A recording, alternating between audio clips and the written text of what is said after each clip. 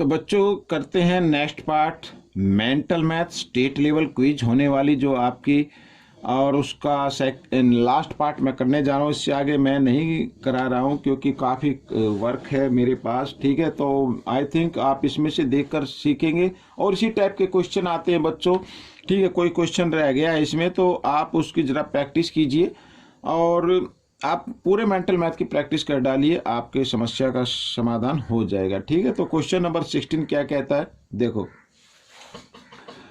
यहां पर लिखा है ए रेक्टेंगुलर पीस, ठीक है।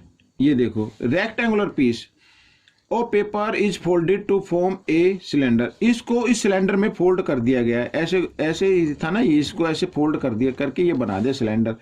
तो वॉल्यूम फाइंड आउट करनी है बच्चों, क्या फाइंड आउट करनी है, वॉल्यूम।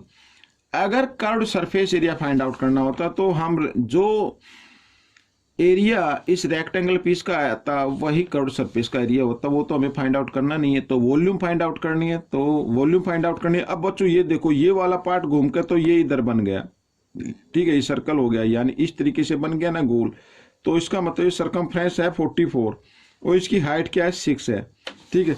तो इससे हम पहले क्या निकालेंगे, रेडियस निकालेंगे बच्चों, क्योंकि वॉल्यूम फाइंड आउट कर रहे हैं तो उसमें तो रेडियस चाहिए ना, तो रेडियस तो है नहीं, तो रेडियस हम निकालेंगे इस तरीके से। तो यहाँ पर ये जो सरकमफ्रेंस है इसको अगर फोल्ड कर दिया जाए तो नीचे का पार्ट इस तरीके से बनेगा जिसकी पूरी लेंथ है 44, इसका मतलब ये सरकमफ्रेंस हो गई, ठीक है। तो रेडियस निकालेंगे, तो रेडियस कैसे निकलते हैं, तो सरकमफ्रेंस गिवन है, मींस पेरीमीटर गिवन है, आप कुछ भी मान सकते हैं इसको, ये जो दिया हुआ ना ये इसको पेरीमीटर भी आप मान सकते हैं, ये सरकमफ्रेंस बोल सकते हैं। तो सरकमफ्रेंस का फॉर्मूला होता है बच्चों, क्या होता है 2 पाई आर, ये होता है, बट गिवन कितनी है 44 है, ये रख लेते हैं यहाँ पर, ठीक है। मैं डायरेक्ट कर रहा हूँ। अब बच्चों हमें आर निकालनी है, तो 2 पाई आर यानी 2 पाई की वैल्यू 22/7 लेनी है और आर इक्वल 44, ठीक है। इस तरीके से आर हमें निकालनी है, तो इधर 44, 7 इधर डिवाइड में, इधर आकर मल्टीप्लाई में आ गया, ये आ गया, और 22 × 2 यहाँ पर लिख देते हैं इस तरीके से, ठीक है, क्योंकि मल्टीप्लाई में था ना, इधर आकर ये डिवाइड में आ गया। तो 22 2 जा होता 44, 44 से 44 कैंसिल हो गया, तो आपकी आर आ गई 7, ठीक है। यहाँ पर मैं लिख देता हूँ आर कितनी आ गई, 7 सेंटीमीटर आ गई। अब आप इसकी वॉल्यूम फाइंड आउट कर सकते हैं, ठीक है। वॉल्यूम ऑफ सिलेंडर लिख सकते हैं, वॉल्यूम ऑफ सिलेंडर।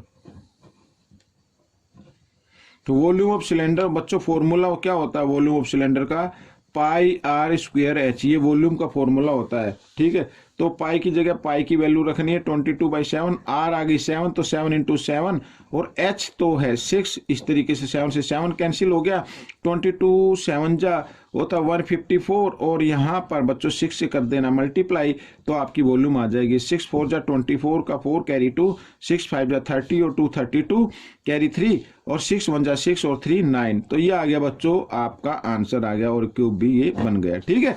तो इस तरीके से क्वेश्चन सोल्व हो गया है। अब क्वेश्चन नंबर 17 क्या कहता है, ये भी बड़ा इजी है, ठीक है। अब इसको आप जरा ध्यान से देखिए, ठीक है। यहां पर मैं नाम लिख लेता हूं ABC और इसको D रख लेते हैं। अब बच्चों देखो एंगल 1 कैसे निकलेगा, एंगल 1 निकलेगा, देखो ट्रायंगल ABC में, ठीक है, ABC में। अब यहां भी नाम रख लेते हैं ये, तो ये E या BCD ये एक्सटीरियर एंगल हो गया भाई, इस तरीके से ये ट्रायंगल बनी हुई है, ठीक है, और ये एक्सटीरियर एंगल हो गया ये वाला। तो एक्सटीरियर एंगल इक्वल होता है अपने इंटीरियर, और अपोजिट जो एंगल होते हैं ना उनके सम के इक्वल होता है। तो ये 33 डिग्री है, ये 17 डिग्री है। तो एंगल 1 की वैल्यू क्या आ जाएगी बच्चों, एंगल 1 की वैल्यू निकाल लेते हैं, तो 33 डिग्री प्लस 17 डिग्री, ठीक है, ये आ गई। और हमने इसको जब ऐड किया तो आ गया बच्चों कितना 50 डिग्री आ गया। तो एंगल 1 की वैल्यू आ गई 50 डिग्री, ठीक है, ये नहीं 50 डिग्री ये आ गई। तो बच्चों अब ये 50 डिग्री आ गई है, ठीक है। अब हमें ट्रायंगल लेनी है, ट्रायंगल ECD। अब ECD में भाई ये 50 डिग्री का है, ये 32 डिग्री का है, 2 की वैल्यू फाइंड आउट करनी है, और sum of 3 angles of triangle is equal to 180। तो एंगल 2 की वैल्यू आ जाएगी, यानी एंगल 2 प्लस 50 डिग्री में डायरेक्ट लिख रहा हूं, और ये 32 डिग्री इक्वल टू 180 डिग्री। यहां पर लिख लेते हैं इन ट्रायंगल ECD, ठीक है, इस ट्रायंगल में। तो इनका सम क्या होता है 180 के इक्वल होता है। तो 2 की वैल्यू हमें निकालनी है भाई।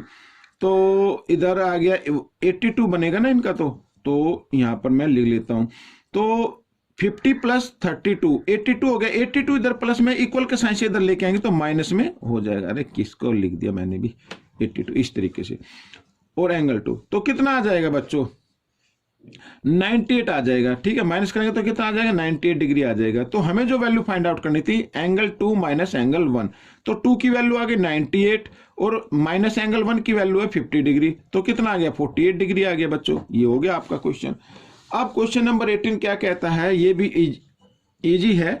देखो find the value of v की वैल्यू फाइंड आउट करनी है। अब देखो यहाँ पर क्या है 2 को अगर 4 से डिवाइड किया जाए, 2 को अगर 4 से डिवाइड किया जाए, मैं इधर लिख लेता हूँ 2, ये 4 से हमने डिवाइड कर दिया। ठीक है, कर दिया ना डिवाइड। तो 2 1 जा 2, 2 2 जा 4, तो 1/2 आ गया। इधर कितना आ गया 1/2 आ गया। अब फिर कहता है कि ये x की वैल्यू आ गई 1/2।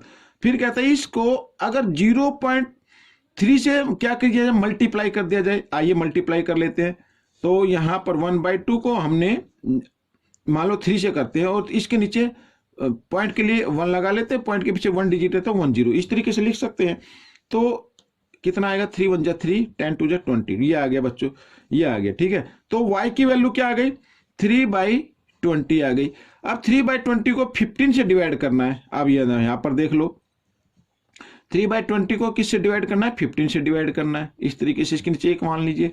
अब होता क्या है कि अगर फ्रैक्शन में डिवाइड हो तो डिवाइड के साइन को मल्टीप्लाई में चेंज कर देते हैं और नेक्स्ट नंबर का रेसिप्रोकल कर देते हैं इस तरीके से। ठीक है, तो 3 1 जा 3, 3 5 जा 15, ये आ गया। तो कितना आ गया ऊपर 1 है, 25 जा 100, तो 100 आ गया बच्चों। यहाँ पर 1/100 आ गया। ठीक है, अब इसमें कहा कि अगर z की वैल्यू आ गई, अगर इस वैल्यू को 100 से मल्टीप्लाई किया जाए, आइए कर लेते हैं।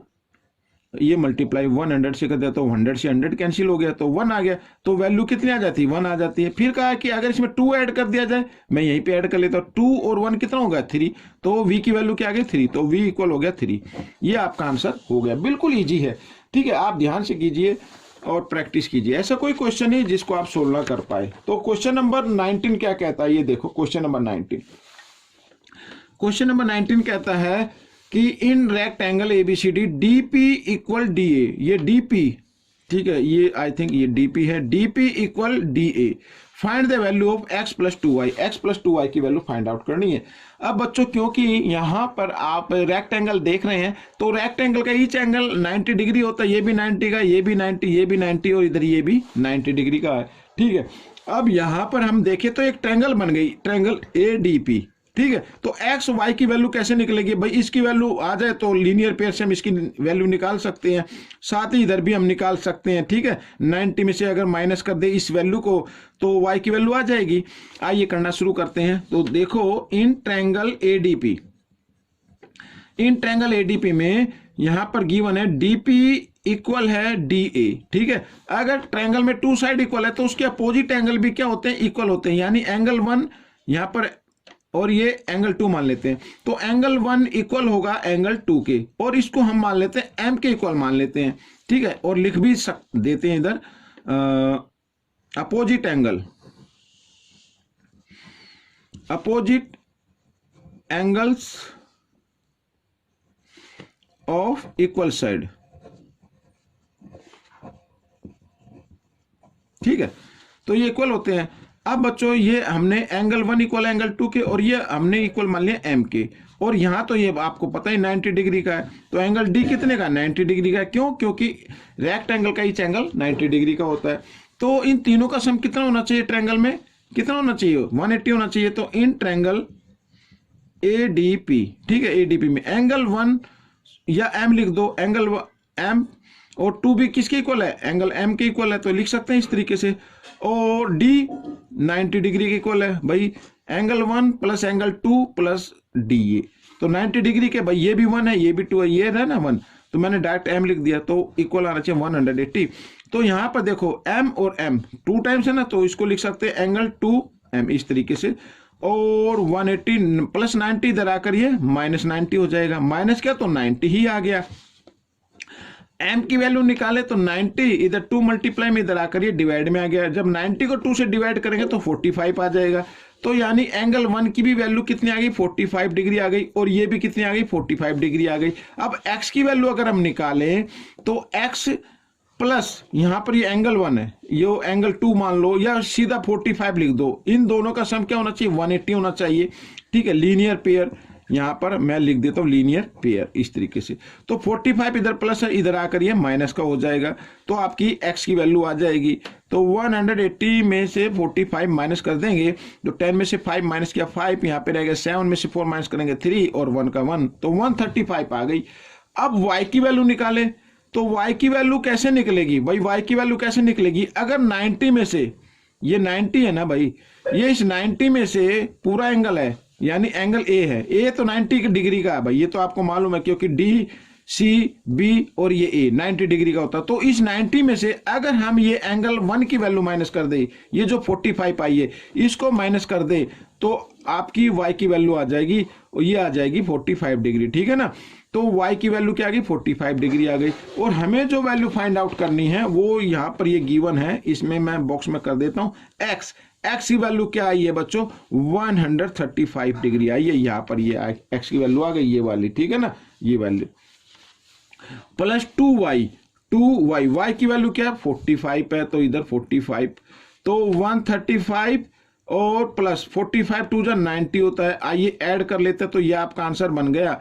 तो 5 का 5 आ जाएगा, और 9 और 3 कितना होता है 12 का 2 कैरी 1 और 1 2, 225 डिग्री आ गया बच्चों, ये आपका आंसर बन गया। ठीक है, अब हम करेंगे क्वेश्चन नंबर 20, तो ये भी इजी है। ठीक है ना, यहां पर देखो क्या गिवन है, if x equal 3y, x क्या 3y के इक्वल है, तो सबसे पहले आपको हमें x की भी वैल्यू फाइंड आउट करनी है, y की भी वैल्यू फाइंड आउट करनी है, और z की भी वैल्यू फाइंड आउट करनी है। भाई z की वैल्यू तो अगर हम देखें यहां पर ये p क्यू आर हो गया, इसको हम s मान ले। देखो in triangle S Q R, ये देखे एस क्यू आर में ये ट्रायंगल हो गया, इसमें तो क्यू एस पी ये एक्सटीरियर एंगल हो गया, angle Q S P is an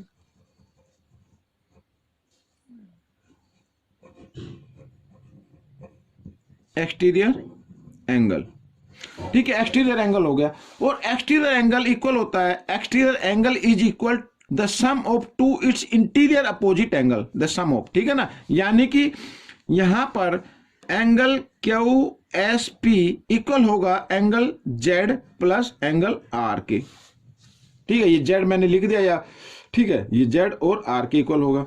अब क्यू एस पी की तो वैल्यू 120 डिग्री दी हुई है, और ये जेड हमें फाइंड आउट करना है, और आर की भी गिवन है 80 डिग्री, तो 80 को इधर ले आते हैं 120 के पास, तो क्या हो जाएगा माइनस का हो जाएगा। अगर 120 में से हम 80 डिग्री माइनस कर दें तो कितना आता है 40 डिग्री आता है, तो जेड की वैल्यू क्या आ गई 40 डिग्री आ गई। ये आप एक तो याद रखना।